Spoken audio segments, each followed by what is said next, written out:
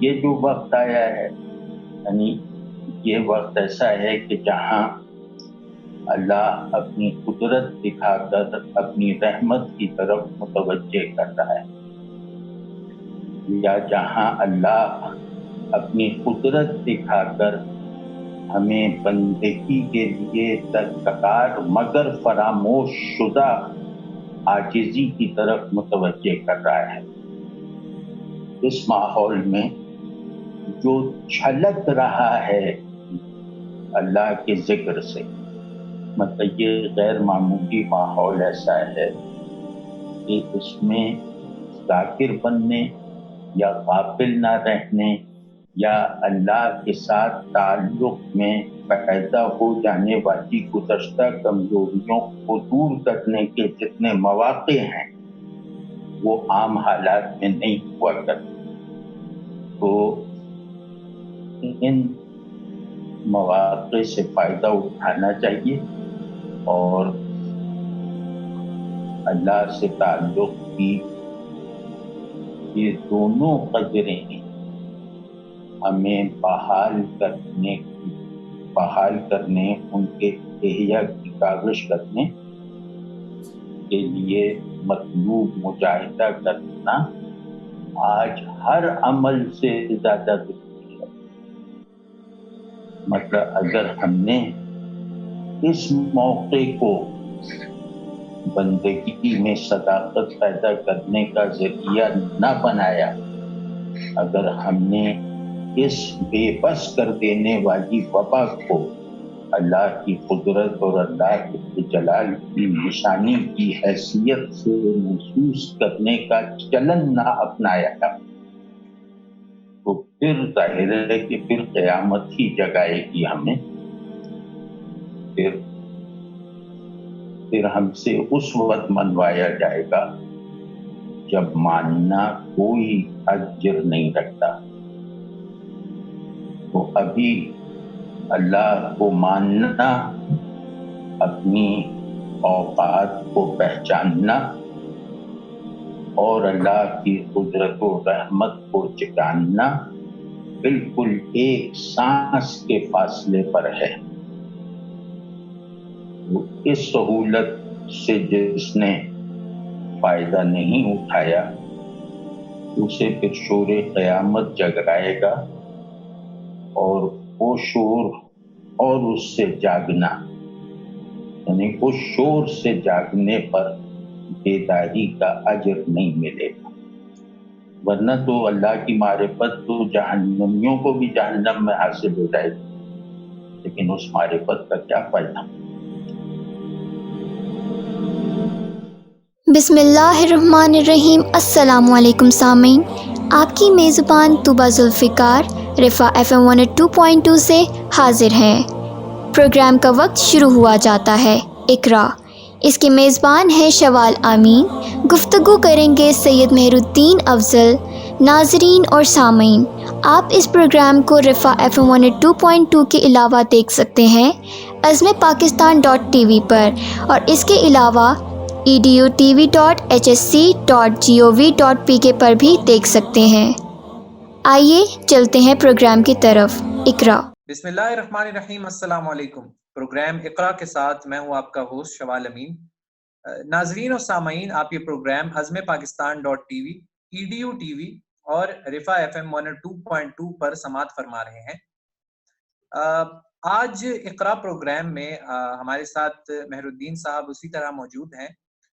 ان سے ہم یہ جانیں گے آج کہ سورہ فاتحہ میں جو اللہ تعالیٰ کی صفات بیان کی گئی ہیں، الرحمن الرحیم، رحمان اور رحیم، اور پورے دین کا مالک، دنیا کا مالک، تو اس طرح کی صفات ہمیں بیان کی گئی ہیں۔ اچھی طرح ہمیں محترم مہر الدین صاحب ہی بتائیں گے۔ السلام علیکم، کیا حال ہیں آپ کے سر؟ جی وعلیکم السلام ورحمۃ اللہ۔ ٹھیک ہے، الحمدللہ۔ طبیعت کیسی ہے؟ خیریت سے ہیں آپ؟ جی جی بالکل ٹھیک ہے، اللہ کا شکر ہے۔ جی، اور جس طرح یہی صرف اللہ تعالیٰ کی بیان کی گئی ہیں، الحمدللہ ہم نے ڈسکس کر لیا تھا کہ اس کی اہمیت کیا ہے۔ اب باقی آپ فرما دیجیے۔ جی الحمدللہ کے بعد ہے رب. ایک لفظ ہے رب، را با، اور اس پہ تشدید ہے رب. رب عربی زبان میں 3 وسیع معنوں میں استعمال ہوتا ہے. ایک تو مالک اور آقا، اور دوسرے مربی اور پرورش کرنے والا، خبرگیری کرنے والا، نگہبانی کرنے والا، اور تیسرے فرما روا، حاکم، مدبر، ایڈمنسٹریٹر، ان معنوں میں استعمال ہوتا ہے. اور قرآن مجید میں ان تینوں معنوں میں مختلف جگہوں پر یہ لفظ استعمال ہوا ہے. تو رب جو ہے وہ بالعموم ہمارے ہاں اس کو لیا جاتا ہے پروردگار، پالنے والا. تو پالنے والا بالکل درست ہے، لیکن اس کے ساتھ ساتھ وہ حاکم بھی ہے، اور وہ مالک بھی ہے، اور وہ منتظم بھی ہے. جب ہم کہتے ہیں کہ وہ منتظم ہے تو اس کا مطلب یہ ہے کہ وہ منتظم اعلیٰ ہے، اور اس کے حکم کے خلاف کسی کو نہیں جانا چاہیے، اور کائنات کا پورا نظام اس کے حکم کے مطابق ہی چل رہا ہے. اسی طرح سے جب ہم بادشاہ کہتے ہیں، رب کہتے ہیں، فرما روا کہتے ہیں، تو اس میں بھی اطاعت کا پہلو آتا ہے کہ جو رب ہونے کا اقرار کرتا ہے وہ یعنی یہ اقرار کرتا ہے کہ یہ میرا پرورش کرنے والا ہے، تو پرورش کا لفظ جیسے ہی آتا ہے تو شکر آ جاتا ہے اس کے آگے. آپ گھر میں جو پالتو جانور ہوتے ہیں آپ ان کو دیکھ لیجئے، آپ کے گھر میں داخل ہونے کی جو ٹائمنگز ہیں وہ بھی ان کو معلوم ہوتی ہیں، آپ کے چلنے کی آہٹ کو بھی وہ سمجھتے ہیں، آپ کے گاڑی کے بند ہونے کو بھی وہ سمجھتے ہیں، آپ کے دروازے کے کھلنے دستک کو بھی سمجھتے ہیں، اور آپ کے آگے پیچھے چلنا شروع کر دیتے ہیں. جو آپ کے پالتو جانور ہیں جن کی آپ پرورش کرتے ہیں، 2 وقت ان کو دانا کھانا یا خوراک ڈالتے ہیں. آپ اپنے گھر میں بھی اس کا مظاہرہ کر سکتے ہیں. تو جب ہم نے رب مانا، اس کا مطلب یہ ہے کہ ہم اپنے رب کے حضور میں اسی طرح سے آگے پیچھے اس کے پھریں جس طرح سے وہ کوئی بھی پرورش کرنے والے کا حق، یہ اس کا حق ہو گیا، ہم اس کو رب کہتے ہیں. اس کے بعد اگر ہم اس کو منتظم مانتے ہیں، ایڈمنسٹریٹر مانتے ہیں، تو اس کے جو کچھ ایڈمنسٹریٹو احکامات ہیں وہ بھی قرآن مجید میں، ان کی اطاعت کرنا ہم پر فرض ہو گیا.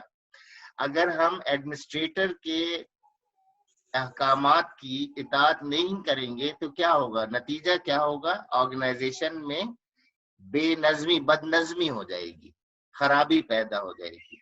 آپ اس پوری کائنات کا اگر نظم و ضبط دیکھیں تو وہ بے مثال ہے، اس میں کہیں جھول نہیں ہے.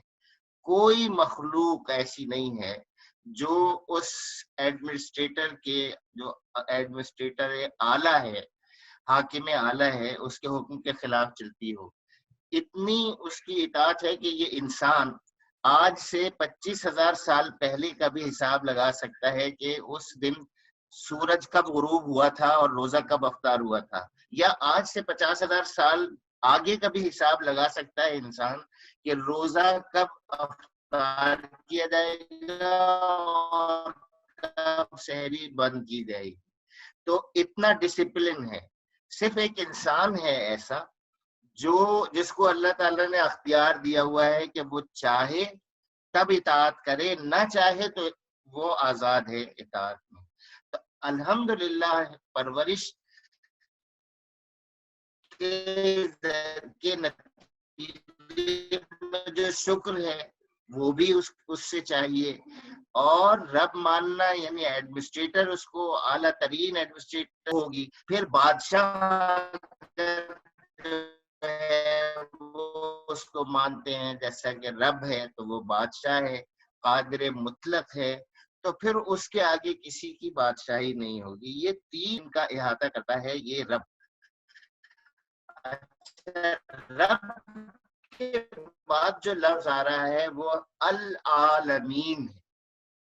عالم، عالم کا خود مطلب آپ سمجھ لیں کہ یہ جہان ایک عالم ہے. آپ کہتے ہیں انسانیت ایک عالم ہے، عالم انسانیت. آپ کہتے ہیں جنات، جنوں کا بھی ایک عالم، ان کا بھی ایک عالم ہے. تو عالم، اور خود یہ جو میرا جسم ہے، آپ کا جسم، یہ خود بھی ایک عالم ہے. اس جسم کے اندر مجموعہ ہے، دل ہے، گردے ہیں، پھیپھڑے ہیں، اسکن ہے، اور بہت ساری چیزیں بھی آپ جانتے ہیں، کان، ناک، یہ سب کا مجموعہ عالم کہلاتا ہے. تو انسان خود ایک عالم ہے. تو ایک عالم بھی ایسا نہیں ہے جو اس کی ربوبیت سے، اس کی بادشاہی سے، اس کی حکومت سے، اس کی حکمرانی سے، اس کی پرورش سے باہر رب العالمین کہتے ہیں. تو اتنا بڑا اقرار کر رہے ہوتے ہیں. اس کی امپلیکیشن کیا ہے، میرے ساتھ کیا ہے؟ سب سے پہلے میں اس کی خوشامد کروں اور اسی کو اپنا حاکم اور رہبر اور بادشاہ تسلیم کروں. یہ تین موٹی موٹی سی باتیں تو یہ اگر تو اب آپ میری پچھلی نشست میں جو گفتگو کہ ٹھہر ٹھہر کے حضور صلی اللہ علیہ وسلم اور اصحاب پڑھتے تھے، تو آپ سوچیں کہ کسی کی نماز کیسی ہو جائے گی جب وہ کہے گا، عبور کرے گا کہ میری پرورش آج تک، میں 58 سال ہو گیا، کیسے اللہ تعالیٰ نے کی ہے میری پرورش. کبھی مجھے اپنا پیدا ہونے کے بعد زندہ رہن کے سروائیو، کبھی مجھے یہ یاد آئے گا کہ میں بچپن میں کس طرح سے میری پرورش کی، کبھی مجھے جوانی، کبھی مجھے کوئی مشکل حالات میں کیسے اللہ تعالیٰ نے سنبھالا. میں تو کھڑا ہو کے الحمدللہ رب برا حال ہو جائے گا کہ اللہ تعالیٰ کس طرح سے پرورش کرتا ہے. پھر اس کے بعد اگر میں اس کی حکومت کا سوچوں، اس کی اطاعت کا سوچوں، تو میں یہ سوچوں گا، ان نافرمانیوں کو سوچوں گا. تو بہت زیادہ غور، جتنا زیادہ ہم اس پہ غور کریں گے اتنا زیادہ ہماری نماز بھی بہتر ہوگی اور ہماری زندگی بھی بہتر ہوگی. رب العالمین. اب اس کے بعد جو دو الفاظ آئے ہیں وہ ہیں الرحمن الرحیم. یہاں میں اپنے مسلمان بھائیوں سے، آپ لوگوں سے نوٹ ہوا کہ اللہ تعالیٰ کے 100 نام، بہت سے نام تو قرآن مجید میں ہی لکھے ہوئے ہیں پہلے صفحے پر. اس میں قہار بھی ہے، یعنی بہت زبردست. اس میں متکبر بھی ہے، اس میں منتقم بھی ہے. تو یہ سارے نام بھی ہیں. اور کیا یہاں پہ القہار اور ہوتا، وہ بھی ان کا نام ہے، اللہ تعالیٰ کا نام. لیکن یہاں الرحمن الرحیم آیا ہے اور اللہ تعالیٰ نے خود اس کو رکھا ہے. اس کا مطلب یہ ہے کہ آپ دیکھیں کہ حکومت، اس کی ربوبیت اور اس کی بادشاہت، اس سب کا اقرار ہے. تو اس کے بعد تو آدمی کا کلیجہ پھٹ جائے ڈر کے مارے. لیکن اللہ تعالیٰ رب ہوں، میں تیرا حاکم ہوں، میں تیرا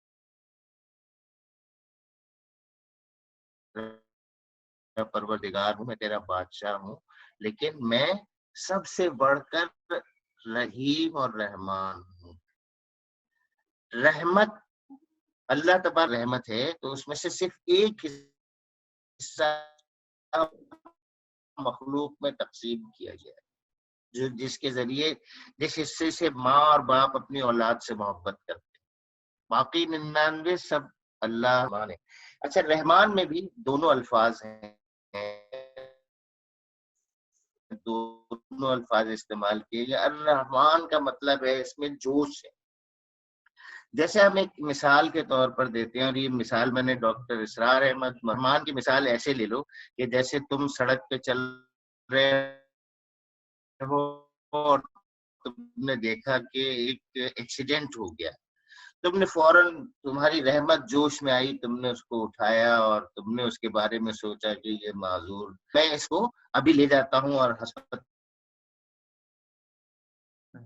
لے کے جاؤں گا اور پھر اس کا زندگی بھر اس کی دیکھ بھال کروں گا. اب یہ میرا جذبہ ہے، وہ جوش ہے. میں اس کو ہاسپٹل لے کے جاتا ہوں اس کے بعد کا، لیکن اگر اس کے ساتھ الرحیم شامل ہو جائے تو وہ پھر تسلسل آ جاتا ہے رحمت. پھر اس کے بعد وہ بندہ اس کو اس کے گھر بھی لے جائے گا اور اس کی دوا دارو کا، اگر یہ سب کرتا ہے تو وہ سمجھو کہ وہ رحیم بھی ہے. تو الرحمن الرحیم، الرحمن میں جوش ہے اور الرحیم میں مداومت ہے، تسلسل ہے. تو اللہ تعالیٰ کی رحمت ایسی نہیں ہے جیسے کہ کسی انسان کی کوئی ہو سکتی ہے کہ وہ جوش میں آیا ایک بعد غائب ہو گئی. نہیں، وہاں ان کی رحمت جاری رہنے ایسی ہے کہ جس میں جوش بھی ہے اور جس میں تسلسل بھی ہے. جی کچھ کہیں گے بیچ میں؟ میں یہ چاہتا ہوں کہ اس نشست کو ہم ون وے کے بجائے اگر ٹو وے بھی کر لیں تو کوئی حرج نہیں، آپ بیچ میں نوٹ کر سکتے ہیں جیسے چاہیں. بہرحال الحمدللہ رب العالمین، اور اس کے بعد الرحمن الرحیم. الرحمن الرحیم اگر ہم پڑھتے ہیں تو میں آپ سے جو ریکویسٹ کروں گا اپنے سامعین و ناظرین سے وہ یہ کہ ہم جسے رب مان رہے ہیں، تمام تر اختیارات کے بعد وہ اپنے اللہ کو ماننے والے جو ہیں، جو 5 مرتبہ یہ اقرار کرتے ہیں، ان کو بھی رحمان اور رحیم ہونا چاہیے. ان کا جو تعارف ہونا چاہیے زمین پر دوسرے انسانوں کے سامنے وہ رحمت. وہ گلی سے نکلے نماز پڑھنے کے لیے تو ان کے جیب میں کچھ ٹافیاں ہونی چاہیے، وہ بچوں کو کھیلتے ہوئے پیار کریں اور کوئی ٹافی دے جائے. جب بچے وہاں سے گزر رہے ہوں تو وہ یہ نہ سوچیں ڈر کے ادھر ادھر چھپ نہ جائیں، بلکہ وہ کوئی چیز دیں گے اور جو ہے یہ پیار کریں گے. تو جو رحمان کے بندے ہیں، جو رب کو جو الحمدللہ رب العالمین کہنے والے ہیں، ساتھ میں انہوں نے بتا دیا کہ الرحمان جو بھی ریفلیکٹ ہو وہ کیا ہو، وہ رحمت. وہ اگر 10 بندے کہیں جا رہے ہوں تو لوگ دیکھ کے ڈر کے چھپ نہ جائیں کہ او یہ تو دہشت گرد گروہ آ گیا کوئی، اور شٹر بند. تو سینکڑوں کی تعداد میں بھی اگر ہوں تو لوگوں کو دیکھ کے لگے کہ یہ رحمت والے لوگ، یہ فرشتے ہیں، ان سے ہمیں کوئی خوف نہیں. تو جو بار اقرار کرتے ہیں تمام انسانوں کو، اور بالخصوص اپنے گھر میں، اگر وہ شوہر ہیں تو بیوی، اگر وہ بچے ہیں، اگر وہ باپ ہیں تو ان کے بچے، اگر وہ پڑوس دو لوگ ہیں، ان سب کو یہ احساس ہو کہ یہ ایک شفیق اور رحیم ہستی ہے ہمارے ساتھ ہے، شوہر کی حیثیت سے، باپ کی حیثیت سے، بڑے بھائی کی حیثیت سے، پڑوسی کی حیثیت سے، ان تمام حیثیت کی حیثیت سے، کاروبار میں یا مینیجر کی حیثیت سے، ملازمت میں جو زیر دست لوگ ہیں، ان سب کو احساس یہ ہو کہ ہم جس کے نیچے، جس کے انڈر میں ہیں وہ رحمان، جس کے ہم انڈر میں ہیں وہ تو الرحمان اور الرحیم ہے. تو یہ اس کا تقاضا ہے جسے میں ریکویسٹ کروں گا کہ ضرور اس پہ غور و فکر کرنا چاہیے. اس سے آگے جو ہے آپ سمجھیں کہ بہت وارننگ ہے اور یہ ایک ہر مظلوم کے حق میں وارننگ، کے خلاف وارننگ کہ دیکھو آج تمہارے ہاتھ میں طاقت ہے، تم مینیجر بن گئے ہو، تم چیف ایگزیکٹو بن گئے ہو، تم شوہر بن گئے ہو، تم باپ بن گئے ہو، تم کارخانے دار بن، اختیارات کے ساتھ بے قابو نہ ہو جانا. اس لیے کہ جو اصل بدلے کا دن ہے اس کا مالک کون ہے؟ خود قرآن مجید میں بتایا لمن الملک اليوم. عام عالم میں خاموشی چھا جائے گی.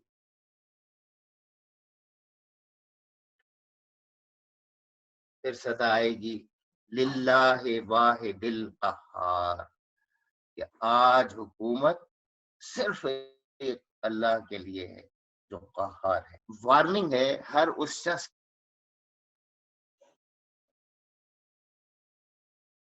کے لیے جس کے ہاتھ میں کچھ اختیار ہے. اور یہ مالک یوم الدین حرف تسلی ہے ہر اس مظلوم کے لیے جس کے ساتھ شوہر کے ذریعے سے ہو، چاہے وہ اس کے باپ سے ہو، چاہے بڑے بھائی سے ہو، چاہے پڑوسی سے ہو، چاہے وزیر اعظم. ابھی اسی میں آپ لیتے جائیے سارے انتظامی پاورز کو، تمام کو لے لیجیے کہ جہاں یہ جس کے ہاتھ میں پاور ہے اس کے لیے یہ وارننگ ہے، اور جو دبا ہوا ہے، پسا ہوا ہے، اس کے لیے یہ تسلی ہے. یا آج اگر پورا انصاف نہیں ملتا کوئی بات نہیں، ہمارا بھی ٹائم آئے گا جب ہمارا رب ہمیں سپورٹ کرے گا اور ہمیں انصاف دلائے گا. تو ہمارا ٹائم آنے والا ہے، اس میں کوئی دیکھنے میں کوئی بے چینی نہیں ہوگی، کوئی اداسی، کوئی فرسٹریشن نہیں ہوگی. سب کو معلوم ہے کہ یہ تو ایک ڈرامہ ہے، یہ تو ایک تھوڑی دن کی زندگی ہے. اس میں ہر جس نے جس رول کو غلط طور پہ ادا کیا ہوگا اس کا بھی حساب لے لیا جائے گا، اور جس نے اپنا رول بالکل ایمانداری سے اور سچائی کے ساتھ ادا کیا ہے اس کو انعام ملے. تو یہ مالک یہ تصور تو کریں کہ پوری زندگی کو بدل دیتا ہے. آپ دنیا کے ہر گلی کونے، ہر کمرے میں آپ کیمرے لگا دیجیے، اس کے باوجود کرپشن ختم نہیں ہوگی، اس کے باوجود معاشرے کو نقصان پہنچانے والے عوامل ختم نہیں ہوگے، جب تک کہ ایک ایسی ذات ہے جو تمام چیزوں سے باخبر. نمبر ایک. نمبر دو، وہ سب چیزوں کا ہر واقعہ ایسا نہیں ہے کہ وہ ایک ہی لاٹھی سب کو ہانکے گی. کسی نے کوئی جرم کیا ہے، وہ کن حالات میں کیا ہے اس کے مطابق اس کو سزا ہوگی، اور کسی نے وہی جرم کیا ہے اور وہاں پہ چھوڑ دیا جائے گا کسی بات.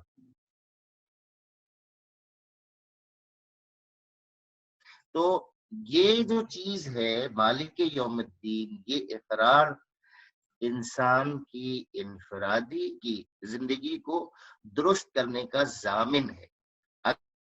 اگر آپ چاہتے ہیں کہ آپ معاشرے میں، انسانوں کے معاشرے میں ایک مفید عنصر کے طور پر جئیں، تو آپ کی زندگی میں خوبصورتی، حسن، نرمی، شفقت، محبت، رحمت، یہ چیزیں آتی چلی جائیں گی. اور جتنا جتنا آپ اس چیز سے دور ہوں گے اتنا جو ہے وہ زیادتی کی آپ کی زندگی میں آتی چلی جائے گی.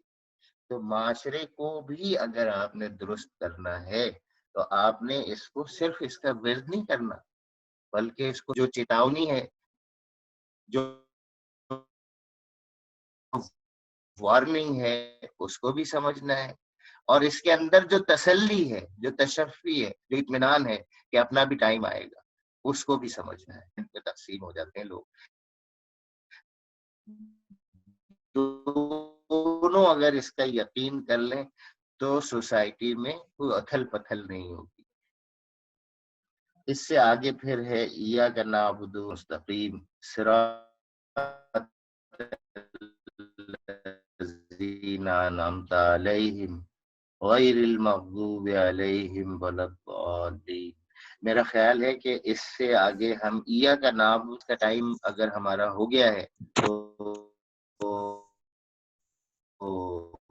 اس کو لے لیں. آپ کا کیا خیال ہے شوال؟ محترم ناظرین و سامعین، الحمدللہ ہم آج سورہ فاتحہ کی 3 آیات کا مطالعہ کر سکیں. الحمدللہ رب العالمین الرحمن الرحیم مالک یوم الدین. اور انشاءاللہ کل ہم 4تھی آیت اور 5ویں آیت کا مطالعہ کریں گے، 2 آیت، اور پھر اس کے بعد اگلی نشست میں آخری 2 آیات ان کو پڑھ لیں گے. تو آپ حضرات کی سماعت کا بہت بہت شکریہ. اور اگر کوئی سوال آپ کی طرف سے ہو تو مجھے بہت زیادہ خوشی ہوگی کہ اس پہ غور کر کے پھر آپ سے اس کو ڈسکس کر سکوں، کیونکہ یہ 1 وے جو ٹریفک ہے وہ علم کی راہ میں رکاوٹ ہے. اور اگر یہ 2 وے ہو تو یہ کہنے والے اور سننے والے دونوں کے لیے مفید ہے اور دونوں کے لیے زیادہ ہدایت کا ذریعہ بن سکتا ہے. بہت بہت شکریہ. جی بہت شکریہ آپ کا مہر الدین صاحب کا، بہت زیادہ شکریہ کہ آپ ہمارے ساتھ موجود تھے اور انہوں نے بڑے خوبصورت انداز میں یہ بیان کیا کہ اللہ تعالیٰ اگر متکبر ہے تو وہ رحیم بھی ہے، اگر قہار ہے تو پھر رحمان بھی ہے. تو اللہ تعالیٰ کی جو صفات ہیں وہ بڑی خوبصورتی سے اس سورہ فاتحہ میں بیان کی ہیں، اور اس کی جو اندرونی اہمیت ہے اس کی طرف اس کو بھی اجاگر کیا ہے، اور ہمیں یہ یاد دہانی دلانے کی کوشش کی گئی ہے کہ ہم کس طرح اپنے خدا کو حاضر ناظر جان کر اپنی عبادت کر سکتے ہیں. آج نیٹ کا بہت زیادہ ایشو تھا، انٹرنیٹ کا، اور اسی وجہ سے آپ کو تھوڑا سا مسئلہ درپیش ہوا ہوگا. یہ پورے پاکستان میں مسئلہ چل رہا ہے. تو آپ سب سے میری یہ گزارش ہے کہ ہمارے ساتھ رہیے. انشاءاللہ آپ سے نیکسٹ ایپیسوڈ میں ملاقات ہوگی جس میں ہم آگے ڈسکس کریں گے.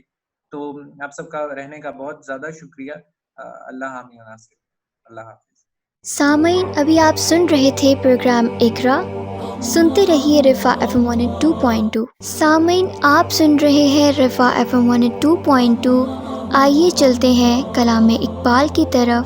کلام اقبال پڑھ رہے ہیں علی ملک. ہر لحظہ ہے مومن، ہر لحظہ ہے مومن کی نئی شان نئی آن، گفتار میں کردار میں اللہ کی برہان. ہر لحظہ ہے مومن، قہاریو غفاریو قدوس یا جبروت،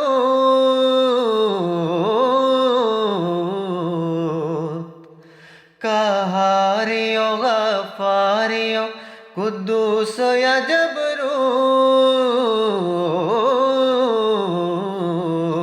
یہ 4 عناصر ہو تو بنتا ہے مسلمان، یہ 4 عناصر ہو تو بنتا ہے مسلمان.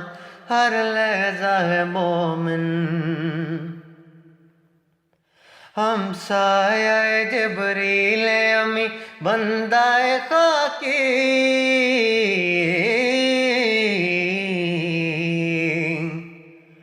ہم سایہ جبریل امی بندہ خاکی، ہے اس کا نشے من نہ بخارا نہ بدخشاں، ہے اس کا نشے من نہ بخارا نہ بدخشاں. ہر لحظہ ہے مومن. یہ راز کسی کو نہیں معلوم کہ مومن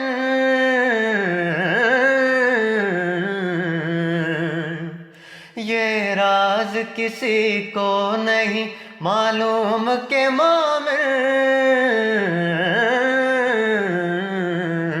کاری نظر آتا ہے حقیقت میں قرآن کاری نظر آتا ہے حقیقت میں قرآن ہر لحظہ ہے مومن نئی شان نئی آن گفتار میں کردار میں اللہ کی برہان ہر لحظہ ہے مومن. سامعین آپ سن رہے تھے علی ملک کی آواز میں کلام اقبال. سنتے رہیے رفا FM 102.2.